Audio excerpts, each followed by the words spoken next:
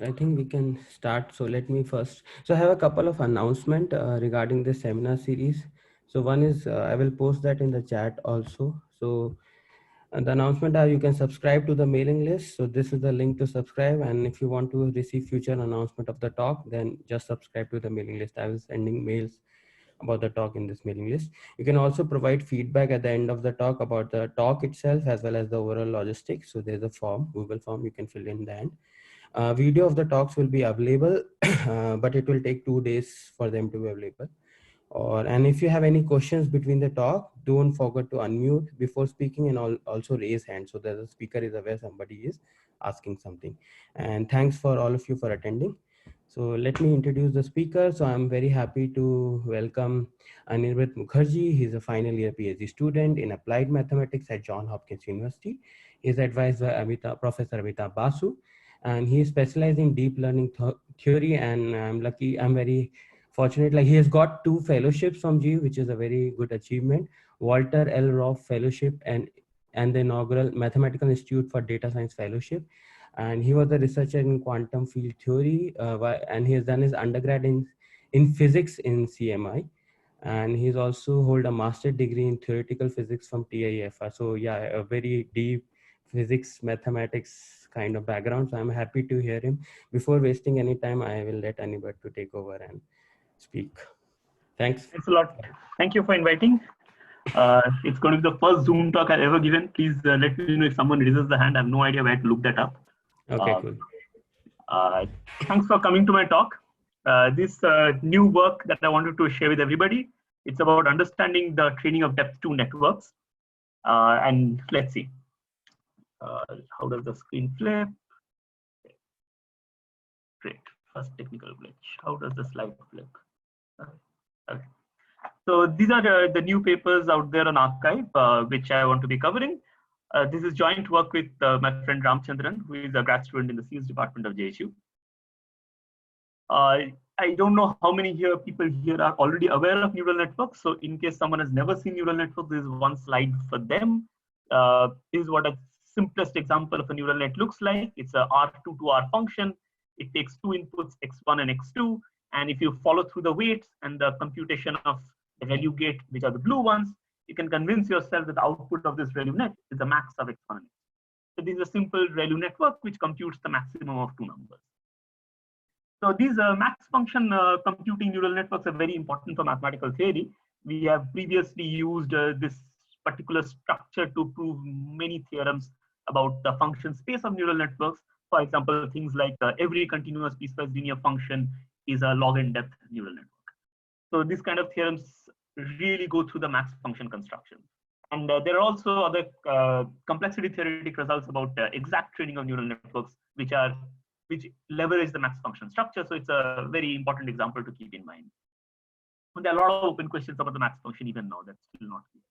There are a lot of depth hierarchy questions out there. So this is one picture to keep in mind. Everything will be depth2 in this talk. So this is a depth2 net.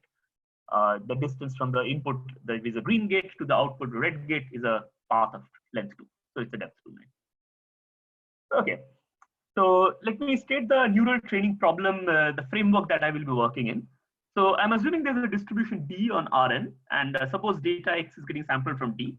And suppose there are true labels out there, which are generated by some neural net N, whose weights are W star. And W star is unknown to me, who is running the algorithm. And the neural net N is the architecture. The architecture neural net N is known to me. I know the architecture, but I don't know the weight. We assume that we have sampling access to the distribution D. And there's an adversarial oracle that is returning labels of the type y add xi plus the true labels. Xi is a bounded noise by theta. There is no distributional assumption on xi except that it's bounded. So xi could be adversarial. It could be constructed in whatever malicious way an adversary wants to do it. And given this oracle access and the distribution, oracle access to the distribution, the learning problem here is to find an approximation of the NW star x, essentially approximate W star from this kind of an oracle. So we do this by trying to solve the following optimization problem, or the population risk minimization problem, which is minimize overall weights W, the population expectation of y add minus NWX whole square. This is the problem we want to solve. Along the way, we will analyze some interesting cases at theta equal to 0 also. There are a lot of questions even at theta equal to 0 which are currently unclear. So we will, most of our results have two parts. At theta equal to 0, there's something happens, and when you have a theta, which is there is an attack on the training data, there's some other guarantees. What is theta? Theta is this parameter W? Theta is the bound on the adversarial noise. Oh, okay. Oh, sorry. If theta is 0, that means there is no adversarial noise. You're in the realizable setting. Oh, sorry, I missed that. Thank you. So most of our results has two parts. Like theta equal to 0, there is something happens, and when there is a theta, when there is an attack happening on the training data, something else happens. Okay. So what is provably known about neural net training? So I always like to state this as a reference point. In 2016, with Raman Arora, Amitabh Basu, and Puriya Miyanji, Puriya is here in the talk, we proved this theorem that no matter if you have no assumptions about the training data, completely agnostic, you can still get to the global minima of the empirical risk on any depth to neural net in time, which is exponential in the input dimension that comes from NP hardness, and it's also exponential in the width, but it is polynomial in the training data size, which is capital S. It's still a complexity theoretic interesting question whether this exponentiality on width can be reduced or not. To the best of my knowledge, there is no hardness result known on the width exponentiality of exact empirical risk minimization on nets. So that's still an open question, but this settled one part of the problem that there is no hardness on the training data side. You can get polynomial in training data set. Okay. In is recent this times, without any distributional assumption? Yes, this is has no distributional assumption. And but realizable. This one DNN means only one hidden layer, right? Yes, one hidden layer. So it's a depth 2 DNN. You can always get to the exact global minimum of the empirical risk in so much time with no assumptions on the training data at all. So this is completely agnostic setting. And it's still an open question. Can you do this exact empirical risk minimization in time, which is polynomial in width, or show a hardness result for the width? That's low. Okay. So a lot of work has happened building on this theorem of ours and also parallelly in other fields, other groups. So one interesting line of work that has caught a lot of people's imagination is what is called the neural tangent kernel theory. It started in 2018 from works by Chen Chen at UCLA, Alan Zhu, Li Song, Simon Du et al., who showed that if the width is weirdly large, like polynomial in sample size 1 over epsilon, 1 over delta, then you can get linear time convergence to the empirical and also the population risk minima of the neural net. So, but this is questionable as to whether this limit is how realistic it is. We are super large net. We are essentially looking at epsilon delta being the width is scaling inverse in epsilon and delta. So I would like to say that the proof of trainability remains open in almost all realistic parameter regimes of nets. In this set of works, we prove a particularly challenging trifecta, which is having finite large width. I do not want to make any assumptions about the width being large. I want to make the width as the parameter, free parameter. I do not want to make too many distribution assumptions, like data is not Gaussian or something. We can make symmetry assumptions. I'm actually going to avoid even symmetry assumptions. I'm going to only make moment assumptions. So in a sense, we want to say the moment assumptions are weaker than having symmetry assumptions. While having an adversarial attack, I want to have all these three properties working together. So what can I prove? This is what I'd call the challenging trifecta of conditions in which we want to ideally prove it. So these kind of things are hard to prove in general. So we will focus on a particular class of neural nets on which we can make progress, which is our favorite class of nets currently, which look like this. So this is what I would call the single filter depth to generalized convolution neural nets. This is single filter because there's a single weight vector W which is shared across the weights. But the effective weight that each gate is seeing is different because it passes through the filter AK.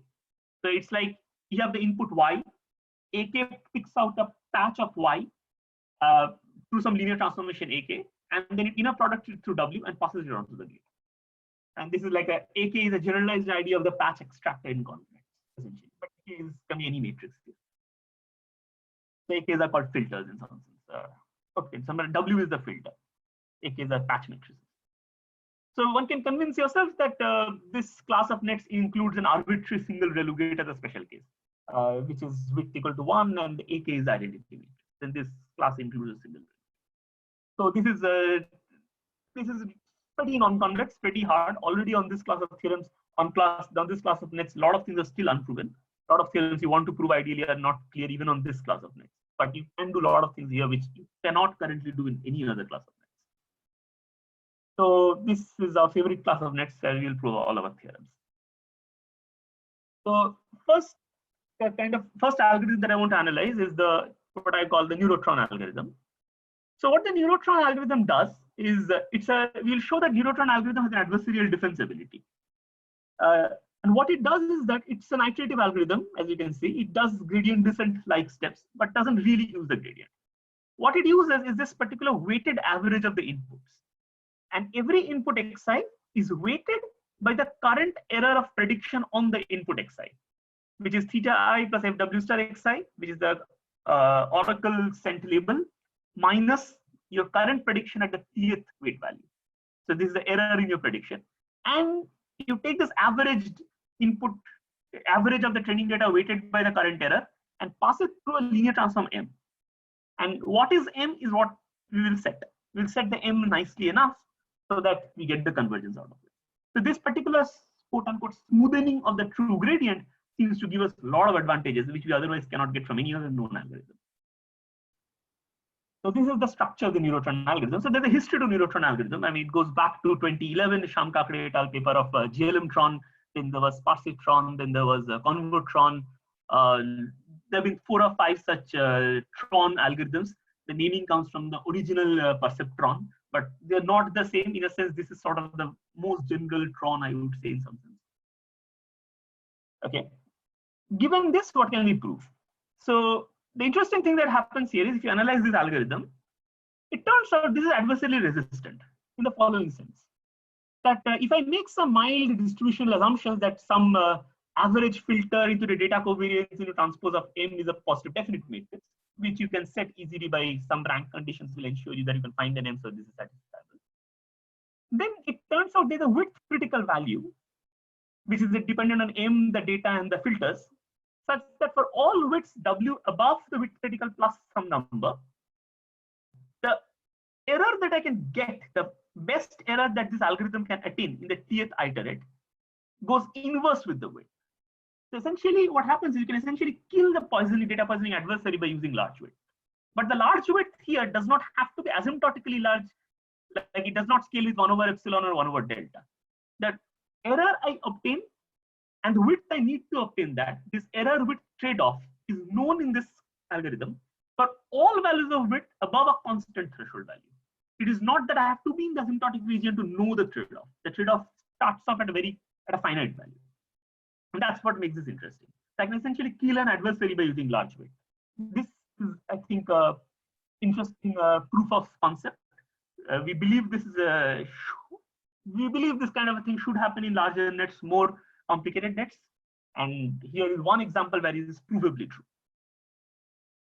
So there are 2 things to say more about this Neurotron.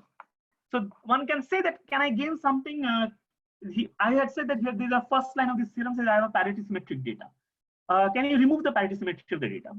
So in our paper, we show that if you have a single gate, then you can actually remove the parity symmetry of the data and still get a certain amount of noise resilience by essentially going back to the 2011 result of Sham Kakre et al.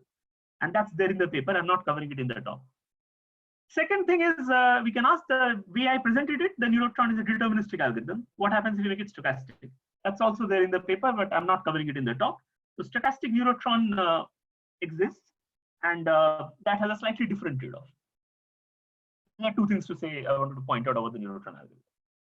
Okay, so now that we have seen one example of when we have a lot of, I would say, some amount of distribution assumptions, which is the parity symmetry, and we have distorted the true gradient algorithm. If you want to say that gradient algorithm is a holy algorithm, and we have sort of distorted it to get these nice ideas.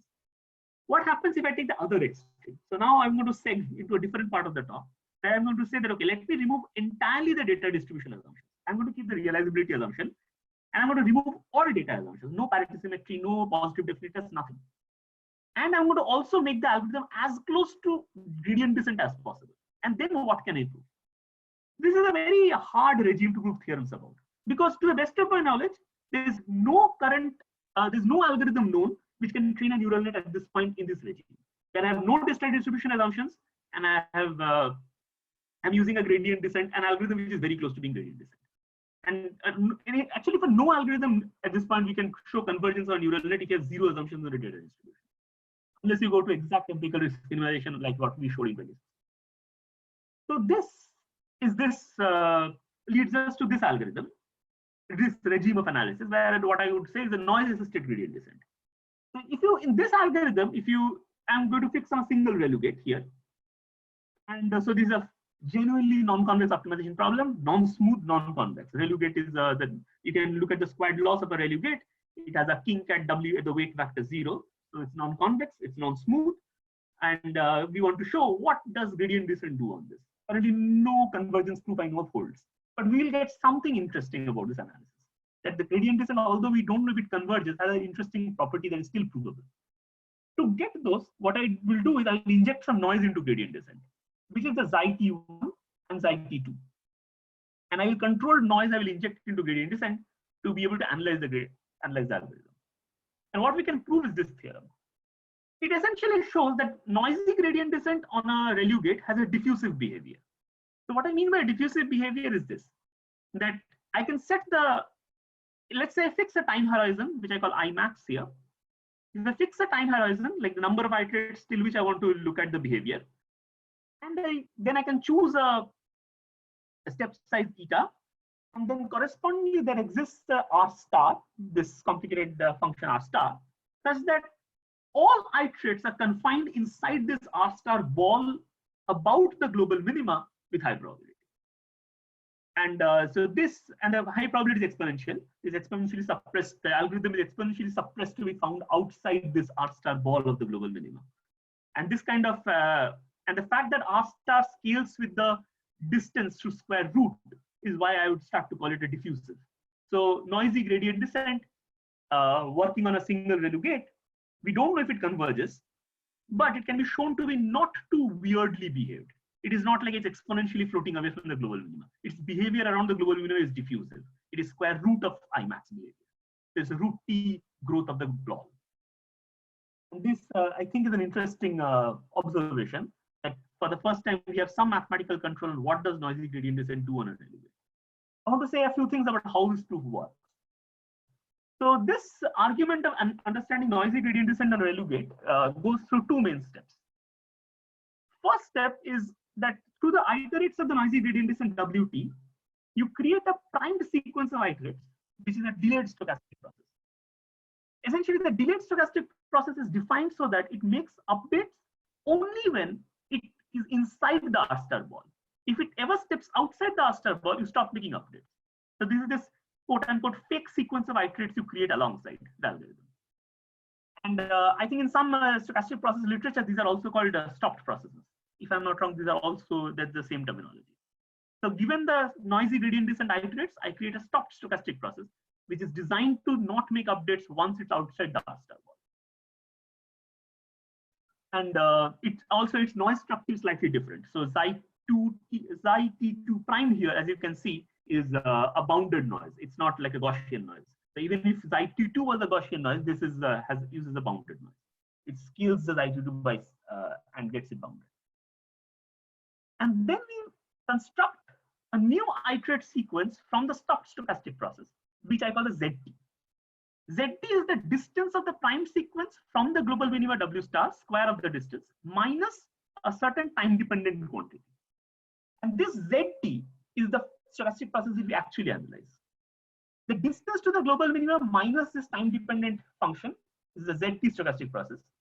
And a key part of the proof is to show that this is a supermartingale. And then once you show that this delayed stochastic process is converted into distance measure minus this time lag is a supermartingale, you can essentially do concentration on the supermartingale. And that's how you get the diffusive behavior. And so showing that this is a supermartingale is what takes the bulk of the proof. So once you show that once you show that the noisy gradient descent on a ReLU gate has a supermartingale structure embedded inside it, what concentration would you use? So I believe this is known to most people in the audience, but I will still put it on the screen explicitly. as to the particular supermartingale concentration that we are using here. Uh, the particular version that we use here is the following, where we say that suppose the discrete stochastic process is that the x0 is a constant, and then it's a bounded difference process. So consecutive random variables are bounded by some ci. They satisfy the supermartingale property, that expectation of xi with respect to x minus y minus xi minus 1 with respect to the filter till fi minus 1. The natural filter generated by the stochastic process is a negative number, less than equal to 0. Then for any lambda greater than 0 and positive integer n, we can show that the probability that the difference of the nth iterate minus the 0th iterate is greater than lambda is exponentially suppressed. So I believe this is commonly known to everyone, but I thought I still make it explicit because I haven't yet seen this written down formally in any book or textbook or paper I've looked up. So in our paper, in an appendix, we essentially derive this particular supermartingale concentration separately, but thought of making it clear. So essentially, this is the idea: to realize that there is a supermartingale hidden inside the noisy gradient descent on a ReLU gate. Can you make this argument into an actual convergence, not just diffusion? That's currently not clear. Does it always converge? That's also not clear. Maybe you will have to make some distributional assumptions to get this martingale structure to actually show convergence. Okay. So now from here, I take a different regime. So this is a single. So I have been here analyzing a single ReLU gate under noisy gradient descent while making no distributional assumptions. So the question arises: can I make slight distribution assumptions and get a convergence on single ReLU gate while not making the parity symmetry assumption that the Neurotron initially was using? The parity, many people would say, that is a much stronger assumption. Can you get away with moment assumptions? So that's the last part of the talk, where we say that let us slightly tweak the SGD on the ReLU gate to this algorithm. And this is essentially the way to understand this algorithm's motivation, is to say that we don't know when SGD converges on a ReLU gate, except for, I think, the only case we know is the Gaussian distribution. So if I don't want to make a distributional assumption as strong as saying I have a Gaussian distribution, can I still get a stochastic algorithm, iterative stochastic algorithm, to converge on a ReLU gate? It turns out this is possible. And this is this algorithm. If you look at the GT in this algorithm, you would notice that this is almost the stochastic gradient, but not so. If you didn't have an adversarial attack happening on this oracle, then you would say theta is 0. Then the red indicator in the front of the GT is indicator yt greater than theta. It will be yt greater than 0. So what is it essentially doing? It's essentially saying that, okay, I'm going to query the oracle for the labels at xt, but I'm going to reject whatever the oracle sends me if it sends me a 0. Essentially, I'm going to completely reject all those data points where the oracle is giving 0 as the true label. And wherever it is not 0, I'm going to just do linear regression. The intuition is very clear, I believe. So if you just do linear regression on the non-zero labeled data points, you get a convergence. You can get a convergence which gets to the correct parameters. And this is a very simple idea, and it beats many previous results about training a ReLU gate using stochastic algorithms. This is the first convergence of a stochastic algorithm on a ReLU gate, which does not use either the symmetry assumption or the parity symmetry assumption, but entirely gets the convergence from moment conditions. So more formally, we said that, okay, the realizable setting when theta equal to 0, we need some expectations of the data distribution to be finite, and we need that expectation of the covariance matrix on the plus side of the true labeling function to be a positive definite matrix. Essentially, the intuition it captures is that there should be enough data in the distribution. The support of the distribution should have enough points where the label is non-zero. That's a simple distribution it's trying to capture, which mathematically is captured by saying that the covariance matrix on the positive side is a positive definite matrix. If I have enough samples which are positive, I can just get the numbers right. And the second, which is, I would say, the more interesting case, is when I have a positioning attack. Let's say somebody is doing distortion on the ReLU gate's true labels while I'm running it. Then we can still get a convergence up to an epsilon and delta which are bound together by this constraint that theta star, which is the maximum perturbation the adversary is allowed to make to the labels. Theta star square is epsilon square delta into C bound. C bound is a function of the distribution. It's a very complicated function of the distribution. It's a constant essentially, because it gets fixed by the distribution. It's a constant. But it's a very complicated function of the distribution, some constant out there. So theta star square is some constant into epsilon square delta. So if theta star is the maximum perturbation the adversary is allowed to make, and you want delta confidence, this tells you what is the epsilon you can, what is the best epsilon you can get, accuracy recovery you can get. Or you can read it the other way. If you want epsilon accuracy recovery, what is the best confidence you can get on this, of getting that recovery? So it gives you an accuracy, confidence, attack trade-off between these three parameters. How much attack is happening, what is the accuracy guarantee you want, and what is the confidence with which you want it. It gives you a trade-off between these three parameters. And this is near optimal. So we can give a short example of why this is near optimal. So this first point here I've already made, that to the best of my knowledge, this is the mildest distributional assumption of learning a ReLU gate in a stochastic algorithm. All previous algorithms make, I would say, stronger assumptions than us. And this is near optimal even in the attack is happening. So the way to see that is to think of it in this way. It's worst case near optimal. So the worst case, say the orange light flashing here. What am I supposed to do with this?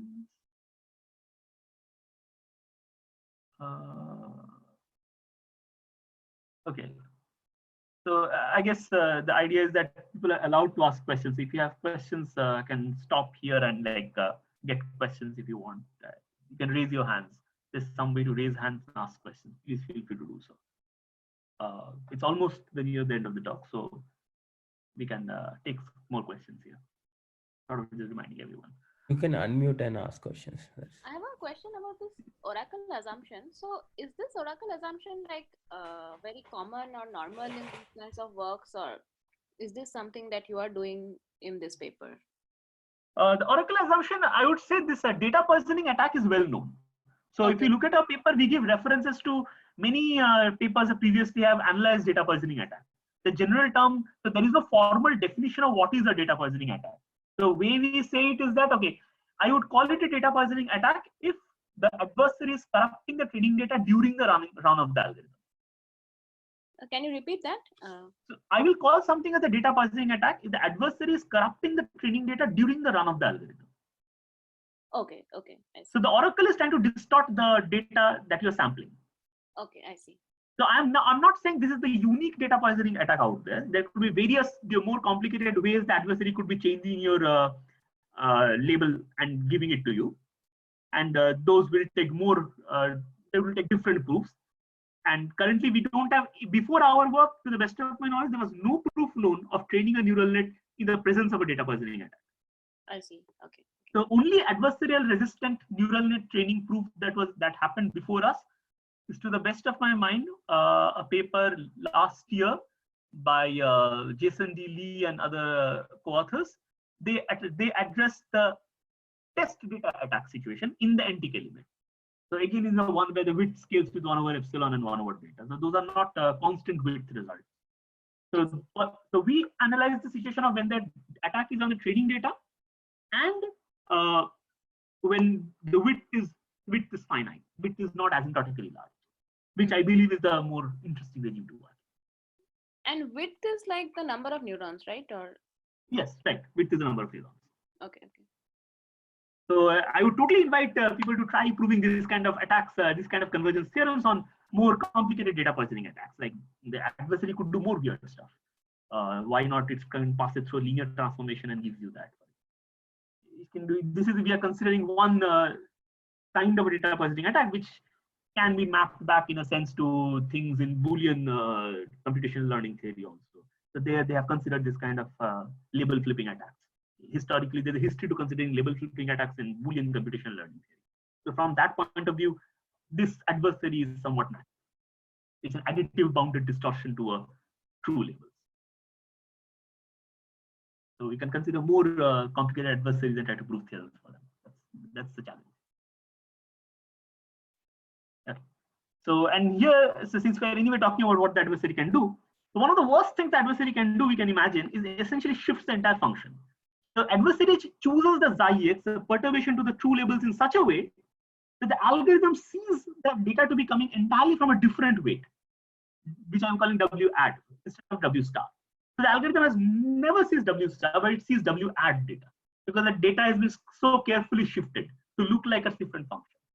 So if you do the function shifting attack, one can show that in the function shifting attack, the zero noise case of the same algorithm will apply, and you'll get the convergence result to getting to W add instead of W star, because now the iterates are following the shifted function.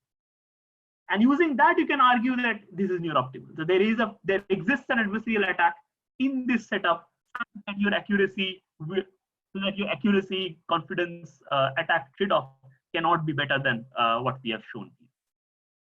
So but there is still an open question here I'd like to point out. What if the adversary makes very small attacks? So the very small attack case turns out to be a little tricky. That's not yet completely clear. So this is worst case optimal, but is it all case optimal? That's still an open question. Okay. There's something interesting to point out here.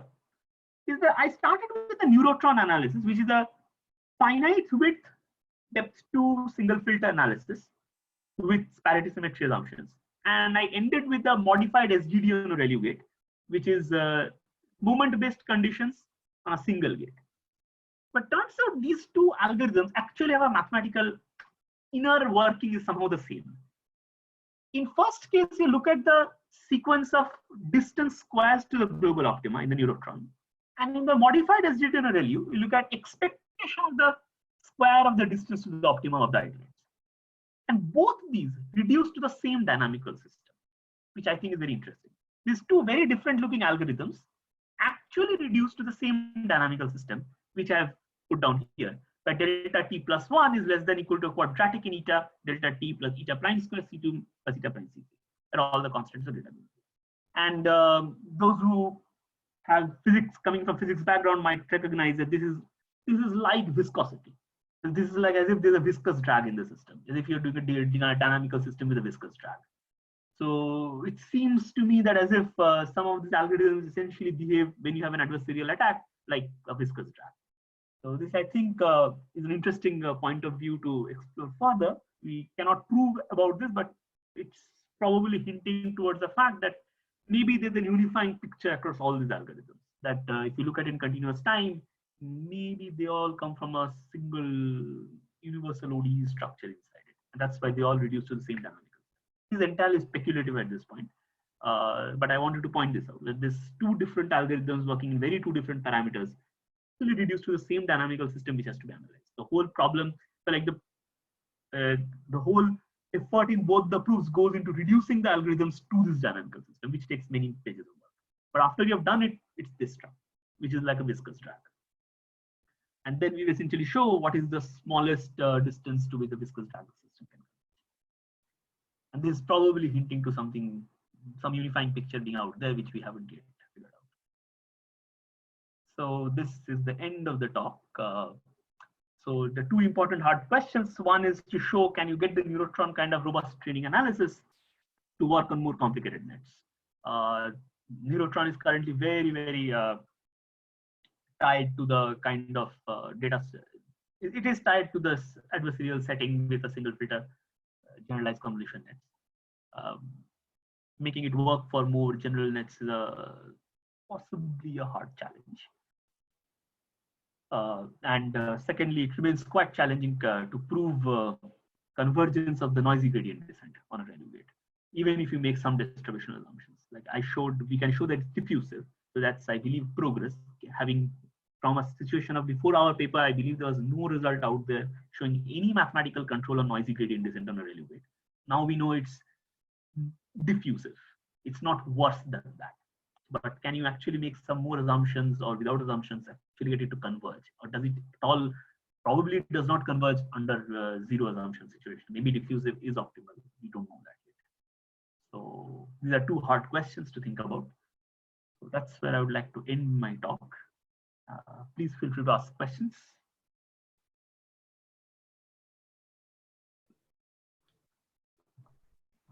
You can unmute and ask questions if you.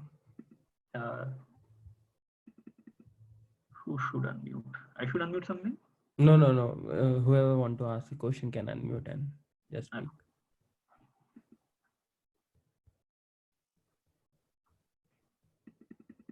Questions, anyone?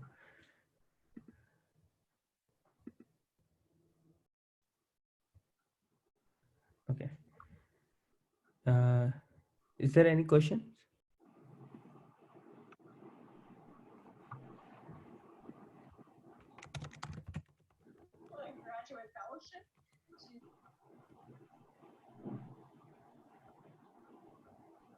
Hello. Hello. Yeah. So, Hey, I Yeah. have a quick question. So generally, I mean, in terms of these kinds of algorithms applying to like when you talk about like more general things, are you talking about like deeper, I mean, like many more layers, or are you talking about something else? I mean, for higher layers, for example, if you make additional assumptions, do you think some of these kinds of analysis will work? yeah, when I say more general nets in every sense of more general, so a deep net result of Neurotron version are showing that this diffusion property actually holds even for deep nets would be a very exciting problem, I think. I mean it in both the even at depth 2, the proofs that we have currently written assume this generalized convolution structure. So even if you break the generalized convolution structure at depth 2, these proofs are not clear it will work. So that's one direction in which we don't know. Second is to remove the data assumptions. Like, can the Neurotron work in the agnostic setting? Let's say you're doing binary classification data. If you have a binary classification data, does Neurotron converge? We don't know that.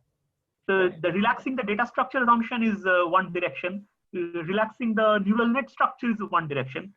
Break the generalized convolution structure to more general neural nets. For example, sum of two ReLU gates. Just sum of two gates where there's no big constraint between the two weights of the two gates, for example. I see. And deeper. So all of these three, I would say there are three directions in which you can generalize, and all of these are currently, I feel they're interesting part in stochastic processing. Yeah, and do you think that this way, I mean, I view the fact that you have this noise addition taking care of like adversarial corruption as a nice feature. Yeah, so have you tried that in let's say some real experiments? In general, add some kind of a noisy version. I mean, look at some kind of a noisy version of regular training, see if it works against adversarial examples in some real networks. Okay, good question. So we haven't done. I have no idea of running experiments. I'm a pure mathematician. But I have seen papers who have done this kind of analysis, have done this kind of experiments about trying to say, can you make small tweaks on SGD and get it and make it adversarially robust. So I have seen. So if you, I can send you paper references which have tried doing this kind of things. But I have not. I have no such ability to write a code on neural network. I'm trying to prove that noisy gradient descent has diffusive behavior. Yeah, that's good. Okay, yeah, that's basically the questions I had, and very good, generally very good talk, especially given it's your first Zoom talk. So yeah, thanks for doing this. Thank you. Yeah, thanks. Anyone else want to ask something? I think just to build on something you're saying, I think the showing the diffusive behavior holds for arbitrary nets is, in my mind, would be mathematically a very interesting question. That this diffusive behavior is really a general property of neural nets. That would be, I think, in my mind, one of the most coolest and it's potentially an easier property to show than actually showing convergence to something specific, proving error bounds and things like that. So yeah, it's a trade-off. You're giving up here. You're giving up the distributional assumptions. Right. So so that's the you make distributional assumptions and get convergence, or can we get diffusion behavior to be provable when I'm making zero distributional assumptions? So zero distributional assumptions, proof of diffusivity in arbitrary nets, I think is a very mathematically exciting question.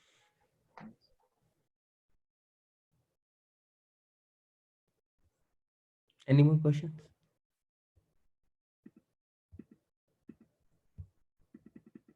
Okay. So I thanks Anirbit and everybody else for okay, I misspelled the name several times. Okay, sorry about that. And thanks Anirbit and everyone for joining the talk. And if you have any feedback about the talk, you can already shared the link in the chat, and also subscribe to the mailing list for further notice about talk. And thanks everyone for joining, and thanks especially Anirbit for speaking. And you gave a pretty good talk for like your first Zoom talk. There was nothing glitch and all. Thanks. Thank you. Thanks a lot. Thanks, Anirbit.